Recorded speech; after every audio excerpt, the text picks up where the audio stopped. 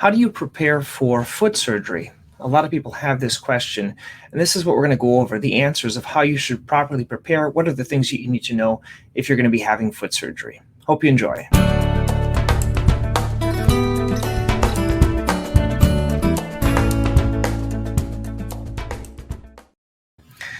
Okay, so today we're going to go over how to prepare for foot surgery. And I think the best thing if you're preparing for a foot surgery is to know the proper questions that you should ask your doctor, kind of know what the whole route looks like, and then kind of what's it going to be like to recover afterwards.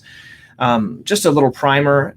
The reasons for foot surgery, in my opinion, are if you have any skin breakdown, ulcers, wounds, callus, if you have foot pain that just can't be resolved, or if you really can't find a shoe. So those are the reasons that I do surgery, and you have to kind of qualify for one of those. Whatever your foot surgeon is doing, that would be the first thing to realize. Do you really qualify for it? You know, we don't tend to do too much cosmetic surgery. It's more based on fixing a need. And what are the non-surgical treatments that you've tried before? You know, what's worked, what didn't work? Are there any other possibilities for avoiding surgery? Or is it something that, you know, you've tried other things and it's just time to do the surgery? So those are the things before your surgery. You have to kind of determine this. Are you really a good surgical candidate? And these are something you should think about. Don't just jump into surgery. You should try some of these other types of things to see if it can alleviate. And in my opinion, the biggest things are shoe gear. Shoe gear are key. If you can't try these more anatomic shoes, I'll put a little shoe guide here. If you look at this card, this is a great shoe guide that has different types of shoes, specifically some anatomic shoes that might benefit you. Look at the imaging studies. Have you got an X-ray? Have you got an MRI? Have you done an ultrasound? These should be reviewed with your doctor prior to just kind of show you what's going on and what types of treatments are needed and how specifically the surgery is going to help these get better. What's going to be fixed, basically. We also look at some of these surgical questions. You should ask your doctor where the incision is going to be and how long the incision is going to be. How long is the surgery going to take? How long is the recovery going to take? Specifically, how much time do you have to be off of work? And you're going to be, if it's your right foot, if you can drive or not, things like that.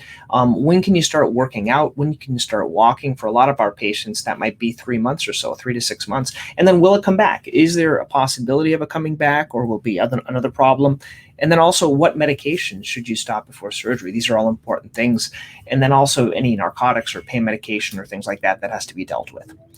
Before your surgery, what I tend to explain to my patients, you're going to do a preoperative visit either with your doctor or at the hospital. That's usually a couple of days before surgery, at least within 30 days, because you have to do a history and physical with your doctor.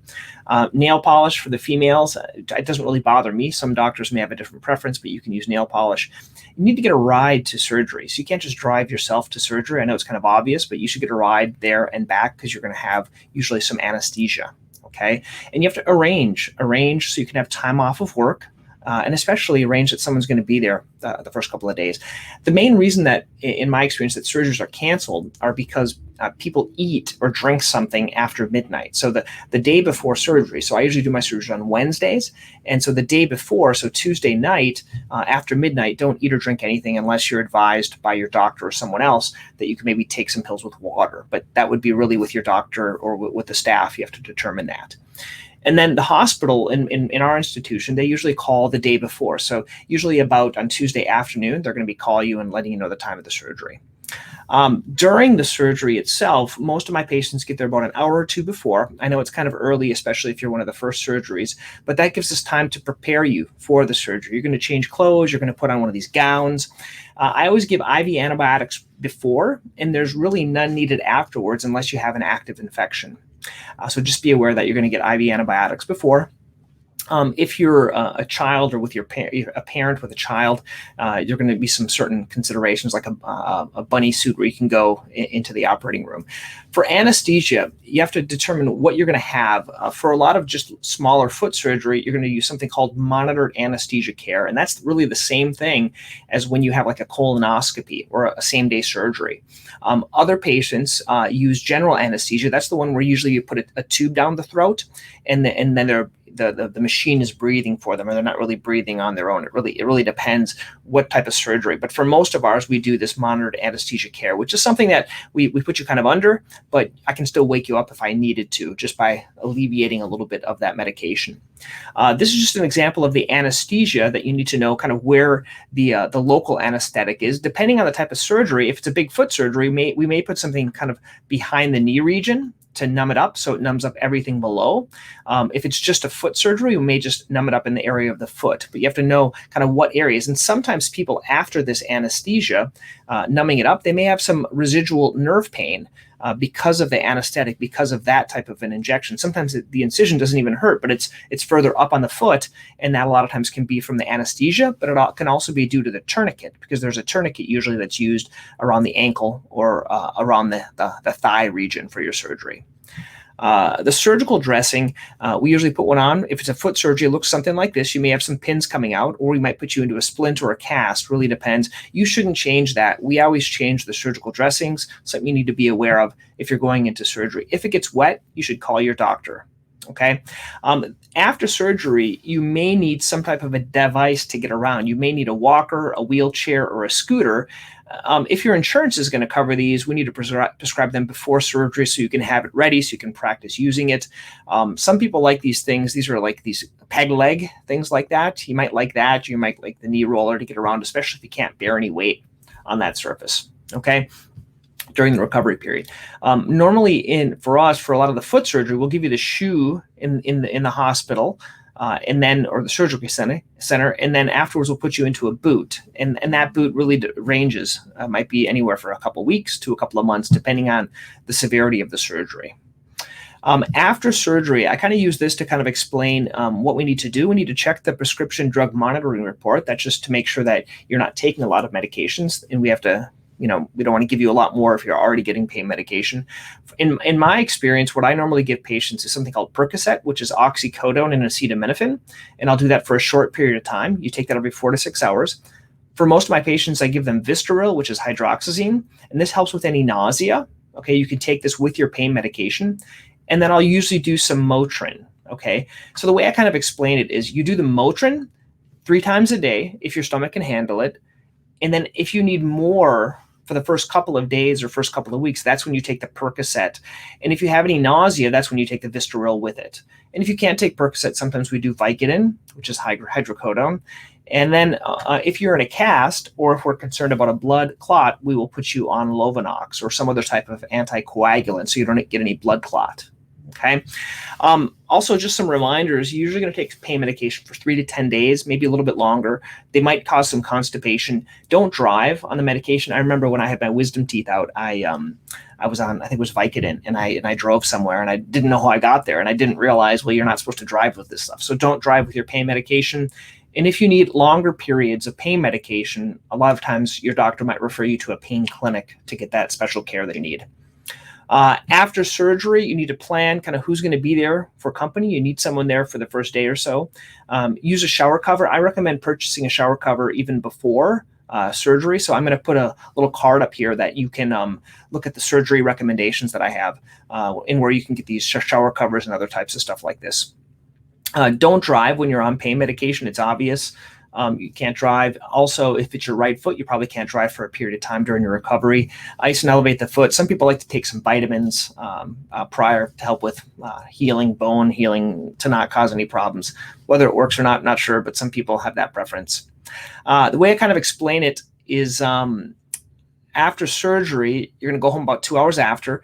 I see you at about 2 to 3 days after for a bandage change. Then I see you at about 2 weeks to remove the stitches, and then every couple of weeks, and we'll get x-rays if indicated. And it really depends your type of surgery, but could take up to 6 months for the swelling to come down, or up to a year for the swelling and full recovery. Some of the important questions I think it's important to go over with your doctor: if this is caused by an injury or it's nerve related, if you smoke, if you have any diabetes, see how your A1C, if you're stable. We really need you to be stable to help with wound healing after the surgery. Do you have a history of fibromyalgia? Ever had a blood clot? Do you use one of those CPAP machines to sleep?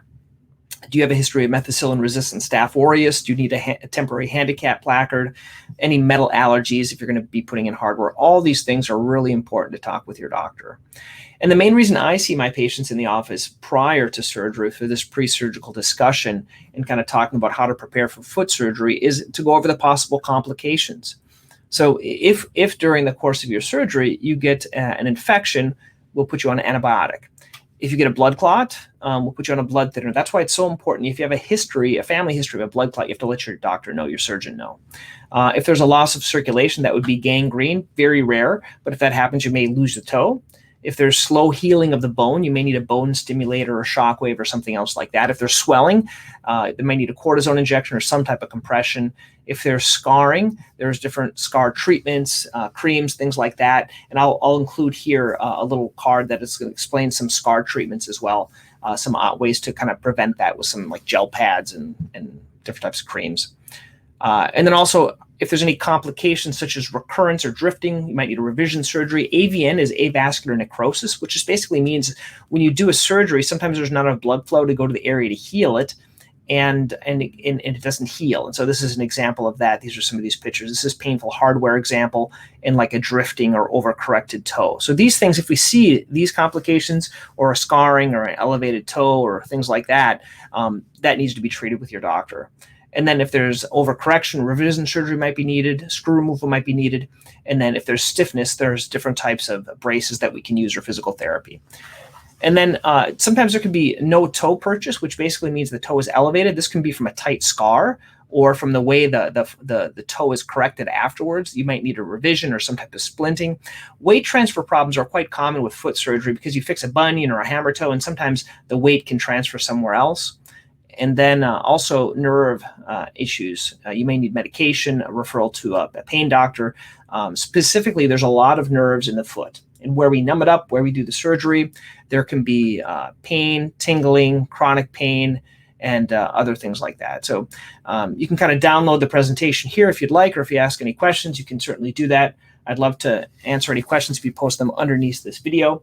Happy to help out, and hope this helps you in planning for your foot surgery. Hey guys, thank you for watching Healthy Living. You're going to find a few links here I'd like you to click. One is to subscribe to this channel on YouTube. Also, you can learn more. There are some videos here you can see.